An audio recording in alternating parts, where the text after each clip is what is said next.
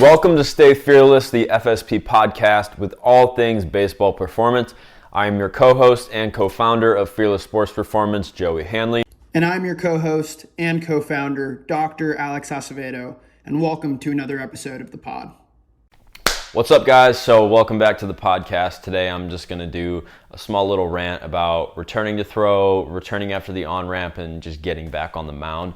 So something I want to cover is, when is it appropriate to get back on the mound? Whether that's return to throw post-injury, post-surgery, or we're just coming off of our break, we've done our on-ramp, and now it's time to get on the mound. So for me, there are a lot of factors that I look for before getting on the mound. The first one, obviously, is health. Do we feel good when we're playing catch, when we're playing long toss, throwing plyos, whatever it is?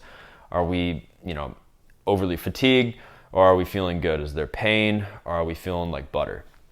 The other stuff I look for is how much volume have we built up, right? We can feel really good, but we don't have enough throwing under our belt yet to get back on the mound. And then the other one would be, have we ramped up enough intensity to be able to get back off the mound? Because we all know that when you're throwing off the mound, there is a certain amount of adrenaline going through you. Even if you don't feel that same game adrenaline, there is some, because there is some sort of focus that you have where you might be throwing a little harder than either you think you are or you want to. Now, again, that's not to say that, bullpen velo is really important. Sometimes it is, sometimes it's not. I would say in a rehab setting, it probably is more important because you're shooting for percentages of your velocity most of the time. Now, when it comes to getting off the mound, there are a couple things that I've noticed with, not even just young players, just overall, is guys, their first mound is a bullpen. Sometimes their first mound is even facing batters. I think that it's extremely important that when we're getting back off the mound, whether that's on-ramp, whether that's post-surgery, whatever it is, the first time we're off the mound, we should be playing catch. Whether that's shuffles, just regular easy catch, feeling the slope is so important. It makes a drastic difference for when it starts to become bullpen time because it's an easy, smooth transition, right? It's like training to sprint at 75% and then one day we go, okay, run at 100%, right? It's very different. So that throw off the mound, there's an arguable thing going on where they say, well, throwing off the mound isn't as stressful as throwing flat ground. That's definitely a really good argument in terms of arm stress, not mental stress though. And that mental stress can lead to more arm stress because if we add the adrenaline, if we add other external factors, sometimes we start to try and throw harder, right? So for instance, if your first time back off the mound is a bullpen and you're surrounded by your training partners, maybe you're internally going to push yourself to go a little bit harder. Maybe you're going to try and throw harder, whatever that is, just because there's a bunch of people surrounding you and you want to maybe impress them or be better than them when you've been working with all these guys. The other thing that goes into it is a lot of times when we get back onto the mound, the first thing we do is we throw all of our pitches. So it's the first pen back, we've taken time to on-ramp, and let's say it's the appropriate amount of time, right? We've done like 3, 4, 6 weeks, somewhere in that range where we've on-ramp, depending on how much time you've had off of throwing. We get on the mound and we throw fastball, curveball, slider, changeup, whatever other pitches you have, and now we've just like really overloaded the system. And the other one would be, have you played catch with those pitches yet, right? I think if you follow me, if you know me, you know that I'm a massive proponent. I'm the biggest fan of catch play that there possibly is, the simplest part of baseball, because I think that the baseball world has just gotten so far away from catch play and it's just plows into a net, throw into a net, and you don't get that external feedback from a partner. You don't get a partner moving around, telling you different stuff. So there's not that external factor from a partner. And I think that that's really important in catch play. So when you're playing catch, it's important to throw all your pitches because you get that feedback from a partner, right? We're not going to put the TrackMan or a Rapsodo or Pitch Logic ball out every single time you play catch. And we don't always need that data to know if a pitch feels good or feels bad, right? If I put you on the TrackMan for a bullpen and you throw a pitch and the spin is great, the efficiency is great, the horizontal and the vertical break is, outstanding, but it feels weird to you, then, is it really a great pitch? Because you haven't, found it yet. So it's hard to go from that flat ground to the mound and then add every variable that you can on top of it, right? It's important to have that first pen be 10 to 15 pitches, just fastballs. Now, if you're coming off of injury, it's kind of different. Maybe we're going 5-10 pitches max, and that's definitely going to be all fastballs. I would say if you're in that post ramp up, the first pen back, it's appropriate to be like 10 to 15 fastballs. You could add the 4-seam, 2-seam in there depending, are you working on the 2-seam? Are you working on the 4-seam? Or are you pretty sound in the way you throw it? I have some athletes that are really good at being able to throw 4-seam, 2-seam, no problem. For those guys, I would say go for it. Throw 4-seam, 2-seam in your first pen. That's fine. Maybe focus on one over the other. Focus on the one that's more comfortable, because this isn't really work on it time. We're trying to get our mechanics back. We're trying to get a feel for the slope again. So it's very different, right? Other than a guy who throws more 4-seams and they're trying to develop that 2-seam to get more run into the hitter. That's different. That's going to be more of a pitch design, and that's another added variable that's more stressful because they're working on something different than they usually don't do. So going back a little bit, one of the things that I really like is the first time they're off the mound, they just play catch. Play easy catch. You keep a radar gun on them to make sure that they're not trying to ramp it up too much. They're just playing very easy catch, light toss. Catch partner or catcher is standing. They never go down, and everything, the goal is just middle, pop, middle, pop, middle, pop. So the second time, the third time, wherever we are in the ramp up phase, I like light shuffles down the mound. Again, catch partner or the catcher is standing up, pop, pop, pop, right there to the middle of the chest.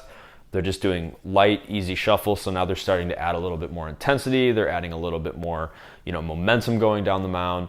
They might be throwing it a little bit harder. We still monitor the velocity. Then once we add in the, actual pitching, I would say keep those shuffles in if the athlete likes them. I have pitchers who hate shuffles down the mound. I have pitchers who love them. It really depends. Sometimes they play it by the day.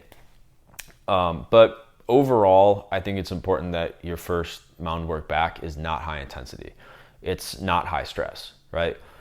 If we go in a perfect world, and it can be difficult to get perfect world results and perfect world training sometimes, let's be real. Because we have seasons that run too long, and then kids have to be prepared for the next one really quick, and their coach won't take no as an answer. We have parents who push their kids into playing through either an injury or a potential injury, and now that gets led into a full season of actually being injured or battling injury all year.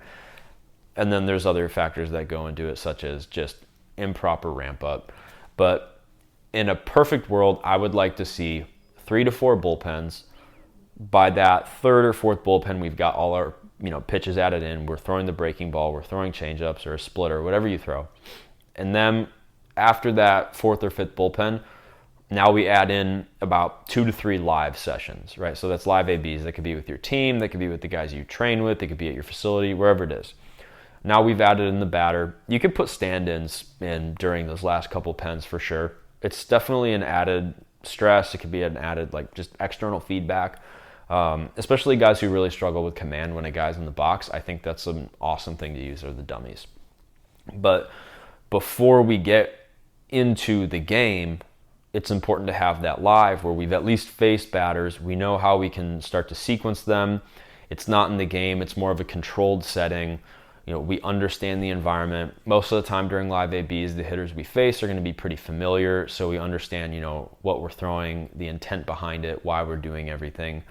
And, you can kind of start calling your game. But if you play for a team where the pitching coach is calling pitches, now you begin to add that in where somebody else calls pitches for you. So that's all very important stuff before we actually get into a game.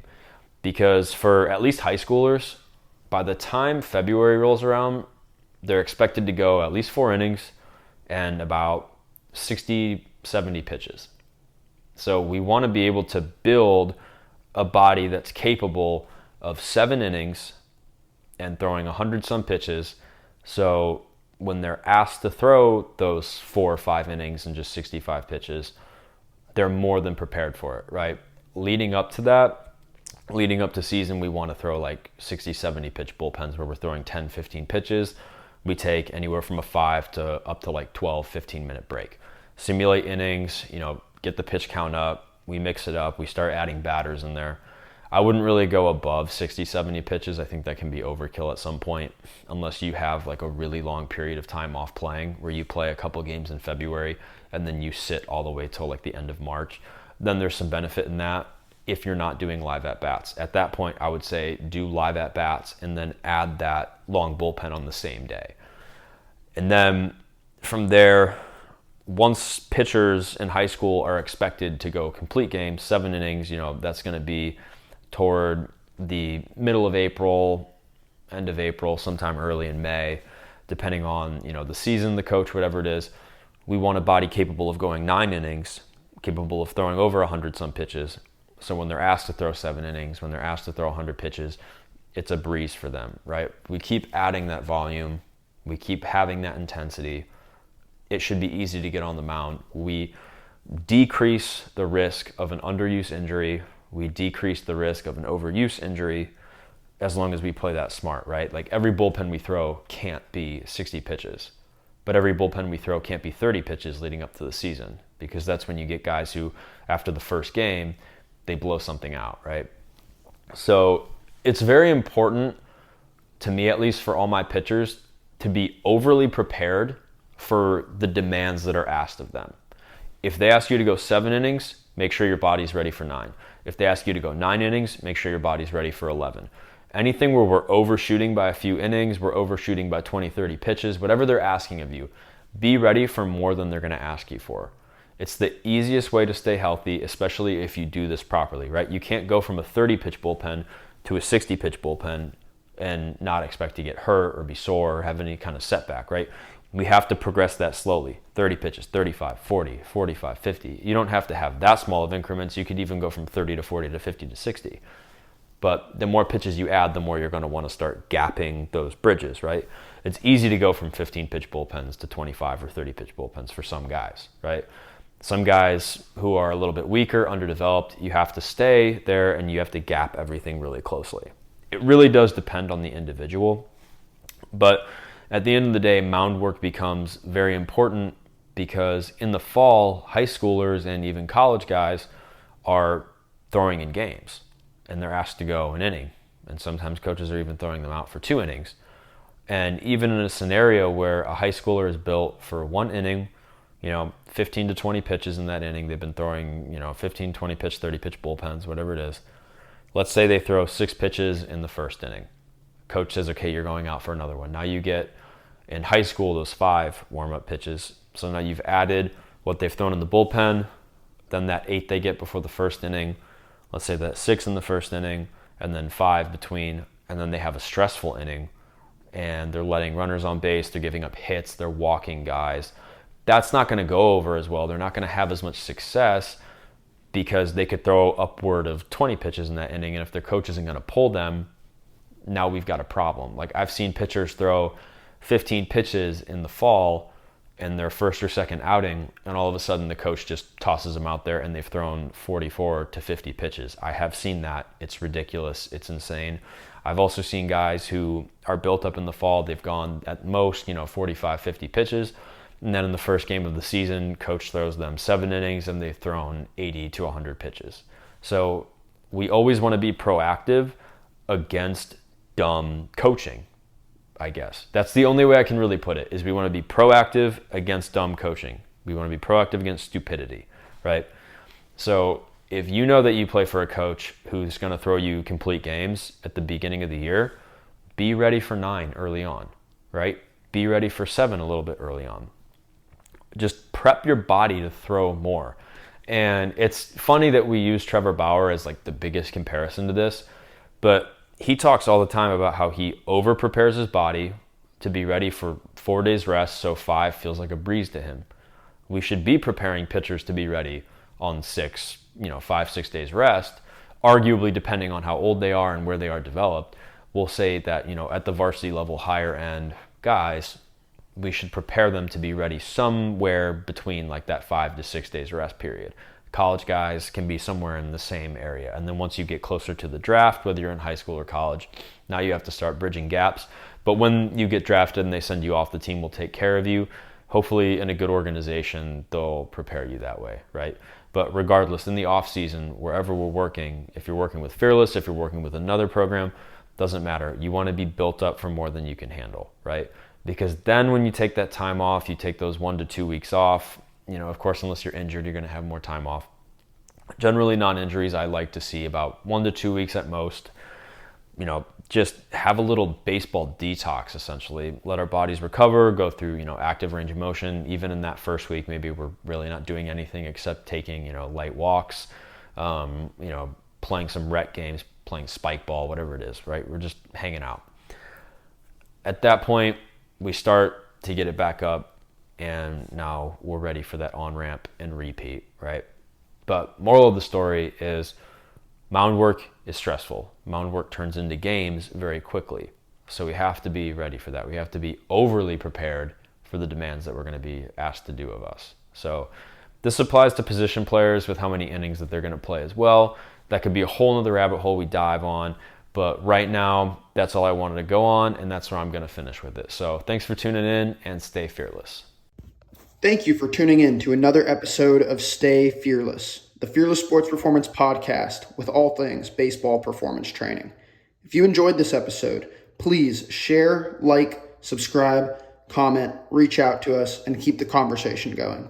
You can check out our website at fearlesssportsperformance.weebly.com, and you can find us on Instagram at Fearless Sports Performance or on X at FearlessBSBL.